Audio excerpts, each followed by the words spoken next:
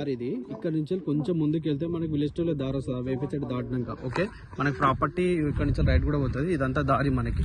ఇది canal road, canal facing తోటి ఉంటుంది. అక్కడ లైన్ మ్యాన్ ఉంది కదా, అక్కడ ట్రాన్స్ఫర్ కూడా ఉంది. సైట్ ఇక్కడనే ఈ వేప చెట్టు నుండి మనకి ల్యాండ్ స్టార్ట్ అవుతుంది.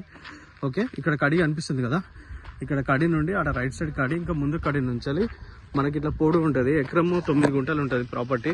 ఓకే, మొత్తం ఇట్లా ఇటు సైడ్ రోడ్ ఫేసింగ్ ఉంటుంది. ఈస్ట్ ఫేస్ తోటి వస్తుంది మనకి. ఇటు ఈస్ట్ వెస్ట్, ఇటు డెప్త్ ఏమో వెస్ట్ వస్తుంది. అక్కడ ఎదురుగా వేప చెట్టు కనిపిస్తుంది కదా లోపలికి, అక్కడ దాకా వస్తుంది మనకు. అక్కడ వేప చెట్టు కనిపిస్తుంది కదా, అక్కడ దాకా మొత్తం చుట్టూ కడిలేసి ఉంటాయి. ఆడొకటి కడిలేసి ఉంటాయి మనకి. ఆల్రెడీ సెల్ చేసుకున్న డాక్యుమెంట్ ఇది, రిజిస్ట్రేషన్ డాక్యుమెంట్. మనకి జంగం నుండి ఒక 13 కిలోమీటర్లు వస్తుంది. విలేజ్ టు విలేజ్ రోడ్ నుంచి మనకు 300 మీటర్స్. ఇదంతా కెనాల్ ఫేసింగ్ తోటి వస్తుంది.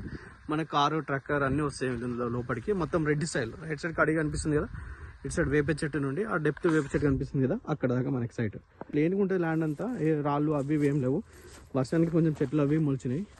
ల్యాండ్ అంతా క్లియర్ టైటిల్, సెల్ డాక్యుమెంట్. ఎదురుగా వేప చెట్టు దాకా ఉంటుంది ప్రాపర్టీ.